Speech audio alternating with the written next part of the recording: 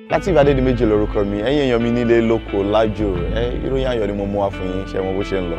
Red TV ni mo fẹ́ bá yín sọ̀rọ̀ nípa ẹ̀, àti ní oríṣiríṣi àwọn nǹkan aládùn tí à ń gbébọ̀ lórí YouTube channel wa tó jẹ́ pé tẹ́ ẹ bá ń rí wọn, ẹ̀yin náà máa dunnú pé nǹkan tí mo subscribe fún yìí nǹkan gidi ni. Kí ló ń dúró ṣe? Ó yá gbéra lọ subscribe sí YouTube channel wa kó dẹ̀ turn post notification ẹ̀ on nítorí pé kí ni o àwọn aládùn ó ń bọ̀ lórí YouTube. Bọ̀rọ̀ kìíní tẹ̀ ń wò ó ń bọ̀ lórí YouTube pẹ̀lú àwọn ìdárayá gidi ó ń bọ̀ lórí YouTube. Má gọra ẹ o, èmi LATEEF ADEDIMEJI, I am a part of this ni mo ṣe ń sọ fún yín wípé go and subscribe now and put on your notification kẹ́ ẹ lè mọ̀ tá a bá ti post àwọn ohun mèremère míì. Kí ló ń dúró ṣe? Gbéra kó lọ subscribe kó dẹ̀ turn post notification ẹ̀ ìyanu máa ṣẹlẹ̀. Bless you.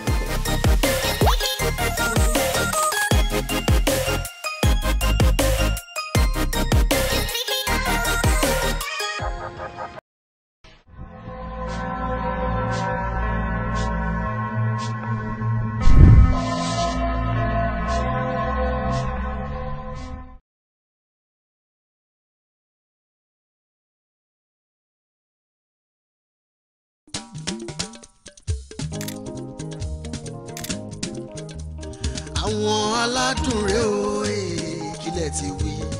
Àwọn aládùn ilé olóyin mọ́mọ́ ilé tó gbayì tó tún rẹwà bàbá màmá bèbí bọ̀bọ̀ ṣẹ́ṣẹ́ṣẹ́ṣẹ́ bọ̀ ẹ dákun ẹ fi kalẹ̀ sí àwọn aládùn rẹ̀ o.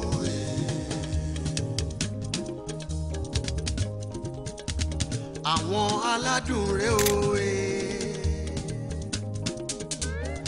àwọn aládùn rẹ̀ o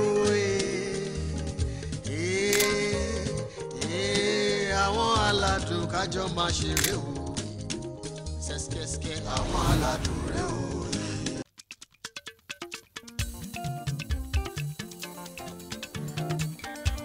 Junior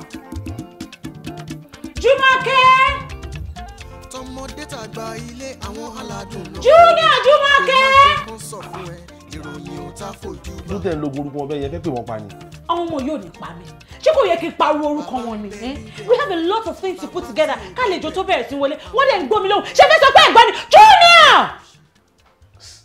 Hey, relax. Sọ fún àwọn ọmọ ẹ̀kan jáde. Jùmọ̀kẹ́! Ma. Ṣé kẹ́tí sápò ni? Mọ́mí, mo gbọ́ tẹ̀ ń pariwo. Ó wá ń kà mí lóhùn. Ara mo kà yín lóhùn, mo kàn try àti wọ́ndà nǹkan tẹ̀ ń pè wá fún mi. Ibo lẹ wá wà látẹ̀kọ̀? Ṣé bẹ́ẹ̀ náà lẹ sọ pé ká lọ rearrange store?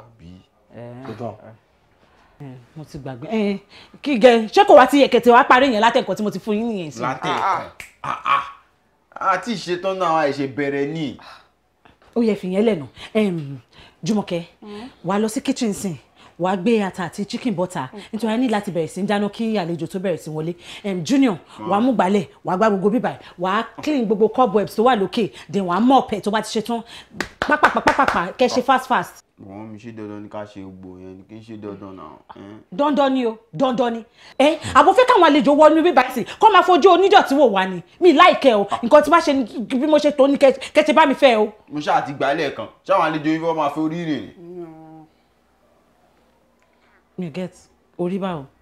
Ọmọ ẹ̀ wò báyìí sí kí sáyé lọ mọ́ọ̀pù lẹ́yìn sí wọ́n á tún wá máa fẹsẹ̀ dọ̀tí ẹ̀. Ṣé bí orú irun wọn dàbí mọ́ kọ́lẹ̀ máa forí rìn lọ. Iná àwọn àwọn òkè. Ìdílé ò bá ní kó máa fi wọlẹ̀. Kó máa lọ ṣe nǹkan tí mo ní kó ṣe jèrè. Jùmọ̀kẹ́ kí tó gbàgbé. Ingredient tí mo kó sínú kitchen yẹn náà. O máa ní láti bá mi dá ìṣẹ̀. Ṣòro rántí bá mi ra kíní bay leaf tí mo ní pé kó ra ní ọjà because mi ìfẹ́ anything. Gbà yín ló máa sọ fún mi kó gbàgbé. Tí tomatoes tí mo ní kó. Ẹ̀gbọ́n ọmọ mi wàhálà ṣe wá pọ̀ báyìí. Tọ́lá expect gan. Ṣé Buhari ló ń bọ̀ ni? Tó bá tẹ̀lé pé Buhari gan àti ẹ̀ṣọ́ bòyó máa dúró bóyá rẹ̀ ti lọ London báyìí. Pariwo ká máa gé kíní ká máa dá ẹ̀sì kiri. Èmi ò bí yín lẹ́jọ́ o. Kúkú sẹ́jọ́ lọ́wọ́ yín. Ẹ̀yin náà tó nílé tí yín ẹ̀ mọ bó ṣe rí. Bọ̀mí ìfẹ́ kí òkòkò wá wọlé kó wá ní ẹ pẹ̀lú gbogbo bó ṣe máa ń ṣe síbẹ̀síbẹ̀ kò tí ì ṣe anything. Ẹ bọ́ sí kitchen Jùmọ̀kẹ́ ó yá níṣó. Ọmọ ẹ̀wẹ̀ mi ò lè nílẹ̀ o. Mi ò lè mú ọ̀pọ̀ ẹ̀ o. Ó wà lára yín. Wàhálà wa pọ̀ lórí. Tó bá ti fún yín iṣẹ́ náà lẹ máa ṣe bí pé mo gbéṣẹ́ bàbàrà fún yín. Tí ẹ gbóná láàrin. Tá làwọn ọmọ fi ọ̀lẹ jọ náà. Ṣé a ní ìdáláwo ogun àbí ká da fún àbí ọ̀pẹ̀lẹ̀ ní ká tó mú ánsà sí yẹn? O gbọ́ tó ń lọ gbé ọmọ tó bá kú díẹ̀ káàtó. Tìyá ẹ̀ ni.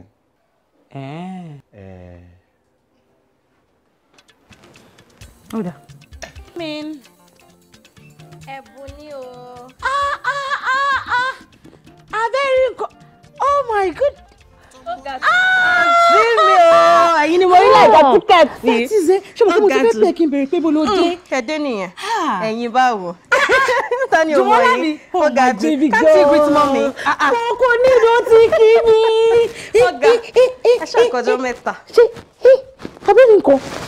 Jọ̀wọ́lá, my darling, Ó how ga are jù. you? Na so. Mọ́mí irú sẹ́ńtà rọ̀gbọ́ ni wọ́n fẹ́ sí. Àǹtí mi ṣe rọ́mọ yìí gan sí irú sẹ́ńtà rọ̀gì wa gan ni. Ṣáàjẹ́ ká jókòó. Mọ́mí ẹ̀yìn mi lè kàn. Ọmọ mi. Àǹtí mi ẹ má dá lóúnjẹ. Ẹ wọ́yẹ́ ká fi tiẹ̀ sílẹ̀. Fún wa ni dádì ńkọ́ àtàwọn àbúrò mi. Wọ́n wà nílé. Ó ga jù. Màá sọ fún wọn sì pé ti dé. Meanwhile, jẹ́ kí n bá yín wá nǹkan tútù tẹ̀ Bẹ́ẹ̀ bá tí mi. yẹn rí. Àbúrò mi! Ó My ga darling, jù. I'm coming. Let me get you drink. Ọ̀gá ẹ ṣáà lọ́kẹ́dé. Tùmọ́lá.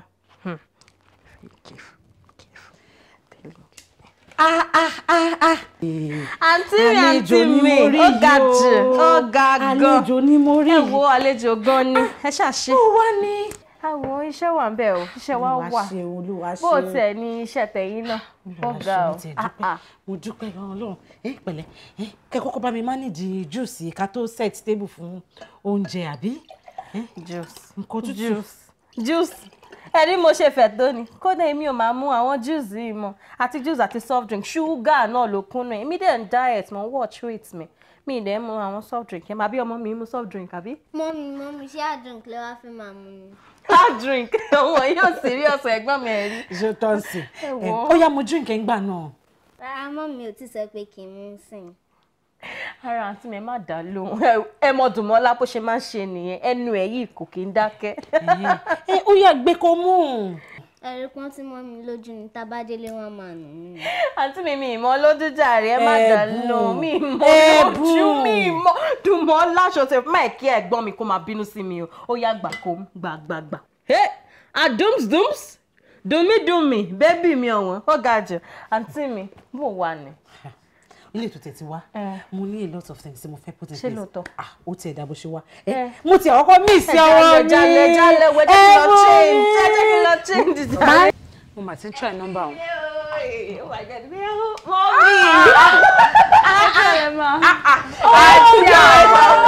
Ó ga pẹ̀lẹ́pẹ̀lẹ́. How are you, my darling? Àǹtí Amara máa. Ṣé o tún ṣe ọ̀rẹ́ mi? Mo ti try number ẹ̀ náà. Mo ti try number ẹ̀. Ó sọ switch off. Ó ti kú ni. Pẹ̀lẹ́pẹ̀lẹ́. Ìyàwó rẹ̀. Júwì. Àǹtí Amara, ẹ máa ti fáìn díẹ̀ sí i. Bó tó jí ń wá rọ̀fù o. Mo wá wàhálà yẹn ló máa jẹ́ stress gbogbo lílọ bíbọ̀ yẹn. Òun náà ni ẹṣọ́ ẹ̀ pé wàhálà ni àbẹ́yìn gangan lè take time àti treat skin. Madam skin therapist. Kó tó bẹ̀rẹ̀ sí ń bọ̀ ń bá ẹ̀ pẹ̀lú question. Ṣé wàá dé kọ́kọ́ bu omi tútù fún kó tẹ̀ kọ́kọ́ jẹ́ kó mú yẹn náà? Rárá mọ́mí kò need. A ṣẹ̀ṣẹ̀ mú drink lọ́nà sí lọ́nà. Yes ma. Daddy nǹkan. Wọ́n wà nílé. Ẹ jẹ́ kí n Ó yá Wọ́n bẹ̀rẹ̀ kìkìrì àdúgbò Amara. Ẹ jọ̀ọ́ ta làwọn. Amara, má bínú àbúrò. Ìbá ti introduce yín nígbà tó fi wà ń bí ìyàwó àfẹ́sọ́nà di méjì nìyẹn. Kí lẹ sọ́nsìn àǹtí mi? Ìyàwó tí di méjì fẹ́fẹ́ nìyẹn. Ìyàwó àfẹ́sọ́nà di méjì. Lọ́kàn wọlé ṣábìlì báyẹn. Ẹ wò bó ṣe kí yín. Ẹsẹ̀ wò bó ṣe kí èmi gan. Ká ṣẹ̀ṣẹ̀ pé ká tiẹ̀ pa tọ̀rọ̀ tèmi tì. Ẹ̀yin ńkọ́ ẹ wò bó ṣe kí yín báyẹn. Ó ga o. Ebun. Ṣé bẹ́yìn náà lè máa sọ pé ayé ti da yọ̀ ọ̀làjú? Èwo ni kíyàn kúnlẹ̀ kó dọ̀bálẹ̀? Ìyẹn omi pé èèyàn níwà bí èèyàn ò níwà. Mi ò ká ogun yẹn kún jẹ́. Ayé dayé ọ̀làjú. Oh my God, àǹtí mi. Ayé ti dayé ọ̀làjú. Mo jẹ́rìí ìyá ọkọ mi níbi tó wà. Tí anybody bá kí tí ó jẹ́ ìyàwó ilé ẹ̀ tó bá kí bó ṣe kí yín ní ènìyàn. kódà owó sì tó bá fi fọ́ ní ẹnu gbogbo eyín ẹ̀ báyìí ló máa ṣàlẹ̀ ni. ṣebí ìyọkọ ẹ nìyẹn ìyọkọ ẹ náà ló lè ṣe yẹn sórí èmi ìyọkọ tòun mi ń wùwà bẹ́ẹ̀ yẹn bó ṣe hug mi yẹn ó ṣòpó ti miss mi ìyẹn náà ti tó èmi náà. ó ti miss mi. bí ṣe tèmi mo ti sinmi ń tèmi. kí ni. ìgbà yẹn náà bá orí ń wo eruku dẹ́dẹ́dẹ́dẹ́dẹ́. But on a more serious note, Larry, ṣé wọn kí gbogbo ẹ̀ là ń tò a máa sọ̀rọ̀ aṣọ. Aṣọ? Báwo laṣọ ti jẹ́ problem? Ṣé ìwọ ti sọ̀rọ̀ venue? We need to talk about the venue, the event planner, the planning and all that, not the clothes. Larry, ṣé ìwọ ò trust ìyàwó ẹ ni? Ó mọ̀ pé nínú ilé yèmí nìkan náà ni big time planner. Ìwọ ṣáà ti kówó fún èmi. Mo máa employ yan kan kò ń ṣe any how person o yan tó yẹ pé ó já sí social media gbogbo ẹ̀ a máa wá síbí by day to day wọ́n á máa ya picture pre-wedding photo àti máa lọ àti máa send ẹ̀ sórí internet ooo láre kówó wá. Ṣadé ìfàdó yẹ kí sọ́ọ̀nì mi máa jẹ́ Ṣadé kówó wá ṣàmúwá Ṣadé kówó wá. But seriously tó bá ti kówó lẹ̀ ìyẹn ti wà sorted. Bọ́ ti iṣu aṣọ yẹn ṣé aṣọ kan náà la fẹ́ wọ̀ ni àtọmọ ni. Láàrin ṣé mo dárúkọ ọmọ ń sìn èmi ṣòro mo mọ̀ pé àtikúlẹ̀ ẹ̀yin ọkùnrin máa wọ̀ because aṣọ yín ò lè bó mọ̀ pé àwa parent ìyàwó báyìí àti ọkọ a máa need láti wọ lace wa máa pẹ́pẹ́ gan-an lace làwa máa wọ̀.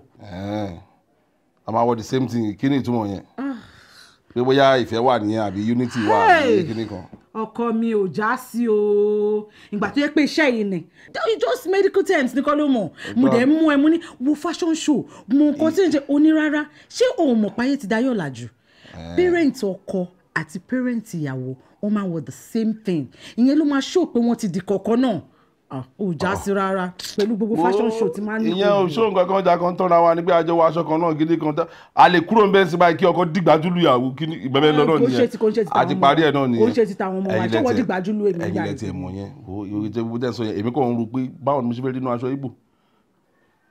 aṣọ Ìgbò. ṣe bó sọ pé àjọ máa wọ aṣọ kan náà pẹ̀lú ọmọ tẹ̀dúnú tá bá wọ aṣọ yẹn abẹ̀bẹ̀ tó máa mú dání bá yẹn ṣé ìwọ ló máa gẹ́ẹ̀tì àbọ̀ máa ṣe wá látọ̀ yẹn. Kí la fẹ́ fà bẹ̀bẹ̀ ṣe. Ìwọ tó ń ronú aṣọ Ìgbò o máa bẹ̀bẹ̀ abẹ̀bẹ̀ tó máa ń lò abẹ̀bẹ̀ tó máa mú tó bá ti wọ aṣọ Ìgbò wọn báyìí tó máa ń kọjú ìbùdé.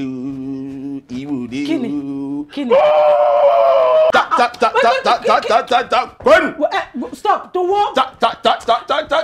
Kwenu. Kwenu kọ́ Kwenu ni. Ìwọ ló fẹ́ Ìgbò. Ó dá mi sí ìwọ mọ́ mi ìwọ mọ́ ní kí ni.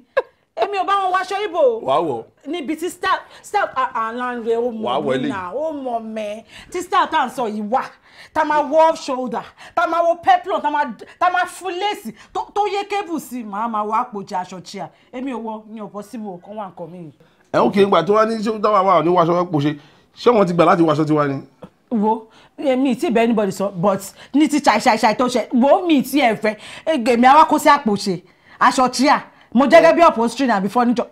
ṣebí ìwọ náà ló sọ pé àjọ máa wáṣọ kan náà ó dẹ̀ fún family ìyàwó ló máa ń decide bí wedding ṣe máa ń lọ. èmi náà dẹ̀ mò ń sọ ń sìn pé àwọ̀ àpòṣe.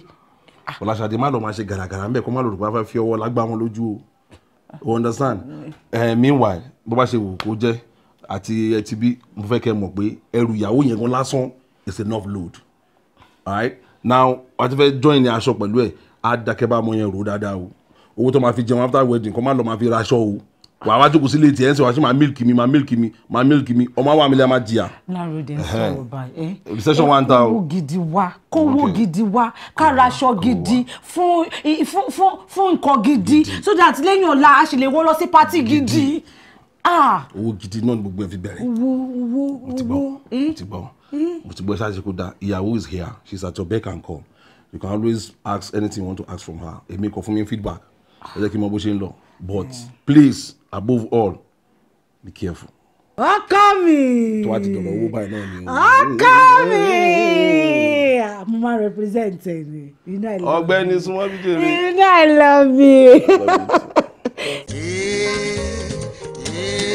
àwọn aládùn kájọ máa ṣeré o ṣẹ́ṣkẹ́ṣkẹ́ àwọn aládùn rẹ o Chetiri.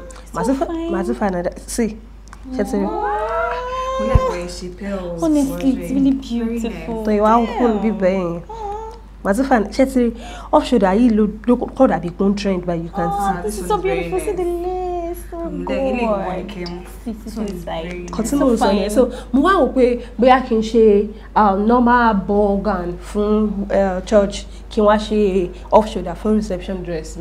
Èmi feel pé kẹ́ ṣe evening dress. That's for the after party, lẹ́yìn wedding yẹn. Torí tó bá jẹ́ ball gown ẹ nílé wọ after that day. But evening dress ẹ sì lè wọ jáde pẹ̀lú ọkọ yín, maybe anniversary or something. But then one later ball gown after the wedding. How do I keep it anyways? Keep it for Kini. You will keep it. All later after wedding and how do I keep it anyways? Keep it. You will keep it. Adoration. You will keep it. I wouldn't know, but then one man fi our wedding dresses these days. One man finish a burial. Think about cool. One come my fi. I'm serious. Why are you looking at me like that? So to she want sing, to hearing sing. Le marimba to ba ma ku abi. No, come on, shame me here. Seriously, me tell later, no me ro pe mo later. Okay. But then, mo le keep it fún bóyá Jimmy tó bá fẹ́ wed. Ọlọ́run má jẹ́ orí mi kọ́. Kí ni mo fẹ́ fi ṣe? Nǹkan tó jẹ́ pé kò ní sí trend mọ̀ pé àwọn new styles mi ti máa dé. Ẹ wá fẹ́ kí mi wọ old school ten wọ ni. Really? Èmi wọ. Ó ti yé mi, kò sí problem. Any which way. Mommy sọ wípé big mommy máa mú mi lọ síbi tí mo ti máa lọ wedding gown. Ó sọ pé a máa san 5k tó bá máa gbà kí n test àwọn gowns wọn. But tabapapa wara gown ẹ lọ wọn máa refund ẹ padà wá fún us. That's very nice. Yeah. So with the 5,000 ẹ lè test any wedding dress tẹ́ bá fẹ́. And yẹn better jù kẹ́ máa wò lórí Instagram lọ́nà. Nǹkan tí mo sọ nìyẹn. Big mommy tó kàn tẹ̀lé yín lọ yìí náà ni. Kí ló ṣe big mommy? Wọ́n nice gan-an, wọ́n dá gan. She had better be nice. Hey, Jumi. Sure. Big mommy, you would like to be with her. Very nice company, one by me enjoy it. Okay. Tún ti Jumi fi sọ̀rọ̀ yẹn. But big mommy no, ire wọn pọ̀. Nice. Hey, right.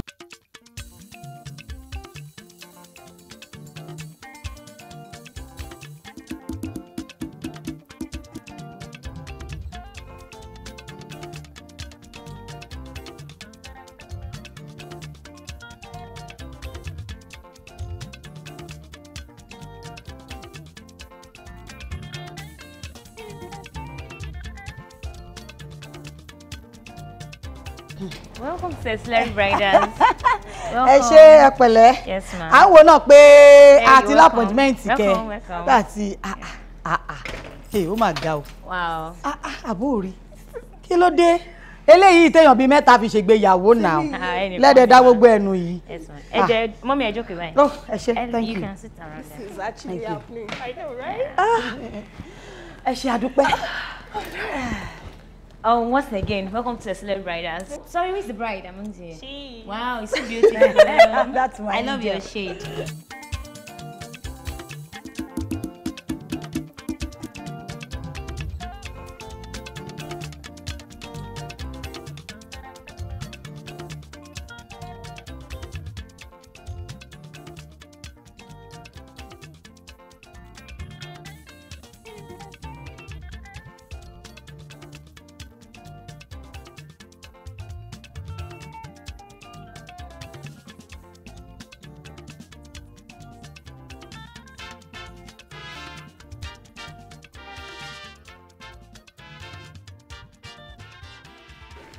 Mommy! Mommy! Ẹ wọ wá fún èmi lọ́wọ́ èmi lọ school. Ẹ̀yin ṣì ń lọ school bẹ́ẹ̀ ṣe dàgbà tó yìí. Èmi tí mo jẹ́ ọmọ kékeré gan. 9 class nǹkan ló kù fún mi tí mo fi ń lọ school mọ́. I will not go to school again. Ẹ̀yin wá sọ pé ń lọ school. Ó ga o.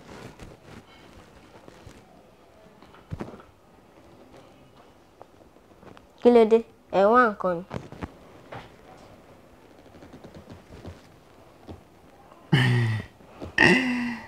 Dumola.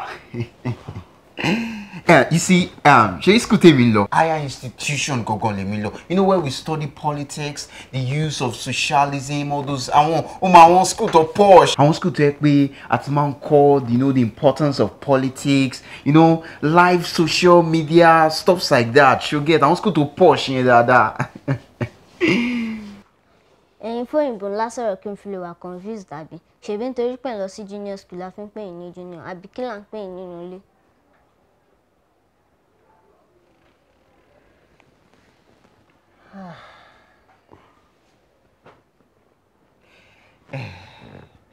Ṣorí orúkọ mi gangan òun ni Ọlárewájú Junior Adun.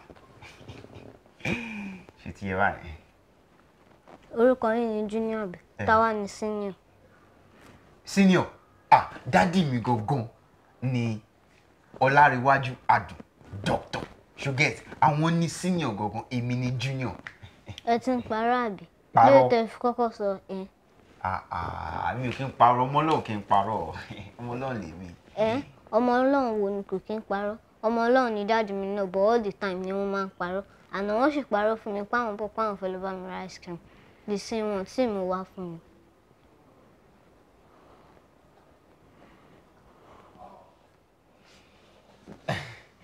Mọ́mí! Mọ́mí! Ẹ wò mí lọ school tèmi o.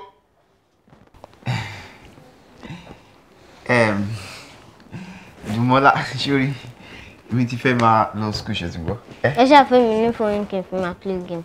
Fóònù mi? Mo máa lo fóònù mi school. Ọmọ ẹgbẹ́ tí n bá ti dé school báyìí, máa lo fóònù mi, máa fi receive calls, máa lo fún lectures nǹkan kan báyìí. Why? School is where we read and learn. Kí lẹ fẹ́ lọ máa fi fóònù ṣe? Ṣé wọ́n ní kẹ́ lọ máa tẹ fóònù? Àbí ṣé fóònù làwọn ẹgbẹ́ yín tẹ̀ ni? Ojú mi.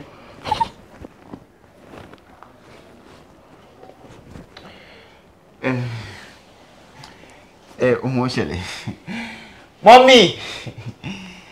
Mọ́mí! Ẹ jọ̀ọ́ ẹ wá. O like àwọn cartoons yẹn ni? O kí wọ́n àwọn cartoons tó wà òkè. Láìkẹ́ jọ, PJ Masks ni mo dúró dé àti Lion Guard. So máa wo PJ Masks. Àwọn cartoons yẹn dẹ̀ dùn gan-an. Ó máa dáa kó máa wọ àwọn cartoons báyẹn. Jùmọ́lá jọ, bá mi lọ sí kitchen kó bá mi bomi wá fún gbẹ́mí. Kí ló tẹ fẹ́ fọwọ́ rẹ ṣe? Ẹ fẹ́ sá lọ àbí?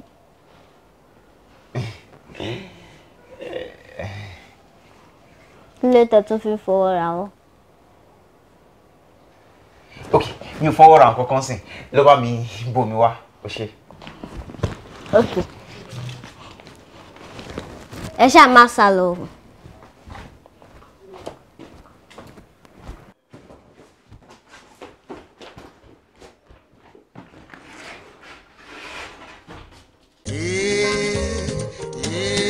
Àwọn aládùn kájọ máa ṣeré o. Ṣẹ́ṣkẹ́ṣkẹ́ àwọn aládùn rẹ o. Mo máa ti fẹ́ bèèrè lọ́wọ́ ẹ o, Amara. Nípa makeup artist, ta ló fẹ́ lò? Because tó bá jẹ́ ẹni, Jùmọ̀kẹ́ mọ àwọn makeup artist tó make sense gan. Òun náà fúnra rẹ̀ kò ṣe pé kò mọ̀ o. Mọ́mì, ẹ bá mọ táyà mi ṣe ti jà. Mo rò pé fẹ́ sọ pé kí Jùmọ̀kẹ́ ṣe makeup mi ni. Kí ló ṣe Jùmọ̀kẹ́ tó bá ṣe makeup ẹ̀? Ṣé Jùmọ̀kẹ́ ò dáa tó ni? Àǹtí mi. Ṣé mo lè lo watercolor mi bá yín ṣe makeup? Àbí mọ́mí ṣe kí n lo crayon? Ìyẹn gan-an ló dáa. Jùmọ̀lá, don't worry, tó bá ti dé bridal shower mi, wàá kún gbogbo watercolor ẹ̀ sójú everybody. Ọmọ yìí ẹ̀ di méjì ló ń ṣá láti pè mí yìí o. Ó ní wàá pè padà.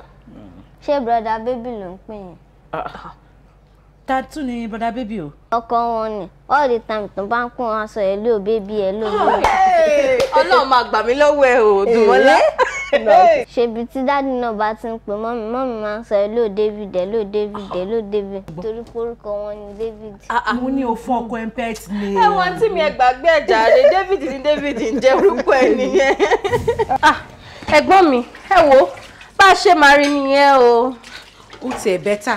Nítorí tó bá jẹ́ lómi ni ṣọmọ kékeré àti dájà mọ̀lẹ́bí lẹ́sẹ̀. Ẹ wò kí lẹ sọ yìí yóò ti dájà alẹ́ gan-an ni ẹ tiẹ̀ ní sùúrù náà ẹ̀gbọ́n mi ẹ wò kò kàn mí o but mo feel pé ṣé kò ṣe pé ẹ ti ń gba ọmọ Àmàrà yìí ẹ ti ń gbà láyé jù ṣá ẹ̀gbọ́n mi ṣé ẹ rí nǹkan tó ń ṣẹlẹ̀ ẹnu ilé yìí pẹ̀lú ìyàwó ọmọ yín yẹn báwo lèèyàn á ṣe jí lọ́jọ́ ayé láàárọ̀ kùtùkùtù kó jí tí ò mọ̀ pé ó yẹ kí òun gbálẹ̀ nulẹ̀ kó òun tún gbogbo nulẹ̀ ṣe ẹ tún máa wà nù kitchen bíbí àwọn méjìlá tún wà nù kitchen ṣé kò yẹ kó bọ́ síta kó wá tún kó tún wá wo nǹkan tẹ́ gbé kaná ni àbírú ìyàwó wo wá nìyẹn ẹ wò ó mi èrò bóyá ọmọ yẹn lè tọ́jú di méjì gẹ́gẹ́ kò lè tọ́jú di méjì rárá débi tó máa ṣe kí ni tó máa tọ́jú gbogbo nulẹ̀.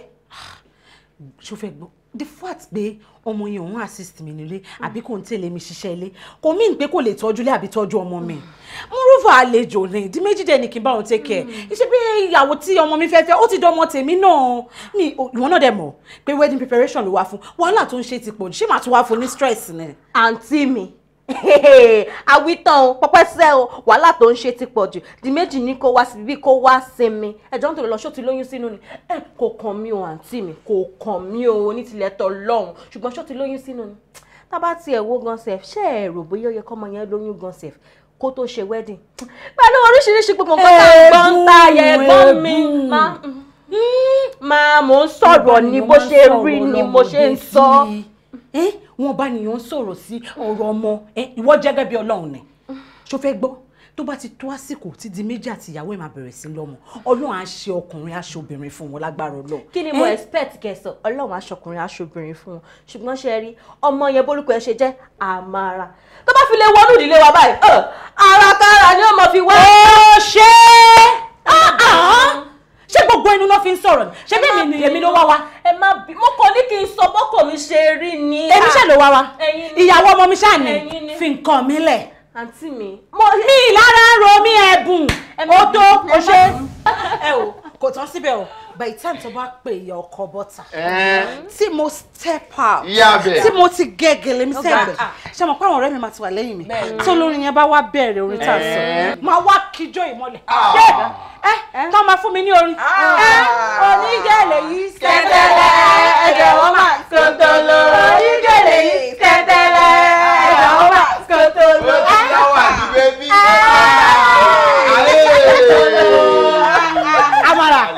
Amara ìwọ kò wá mọ̀ pé ìyọkọ ẹ ń ká mi ìgbọ́rọ̀ yẹn náà. mọ́mí tó wá jíbò sí yín kan. máa jó kò sórí tó lórí tá a sọ yìí. akọ̀tí ẹ sọ ti mọ́mí látàárọ̀ ni àti àmàlà inú ìwájú. ẹ má bọ̀dẹ̀ káyé ni. ẹ wá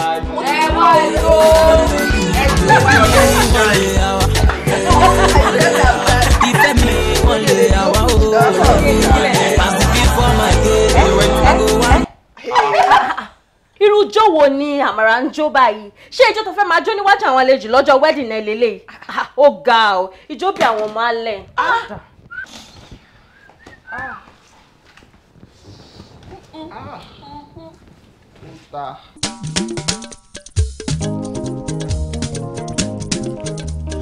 àwọn aládùn rèé o kílẹ̀ ti wí àwọn aládùn ilé olóyin mọ́mọ́ ilé tó gbayì tó tún rẹwà bàbá màmá bèbí bọ̀bọ̀ ṣẹ́ṣẹ́ṣẹ́ṣẹ́ bò ẹ dákun ẹ fi kalẹ̀ sí àwọn aládùn rèé o.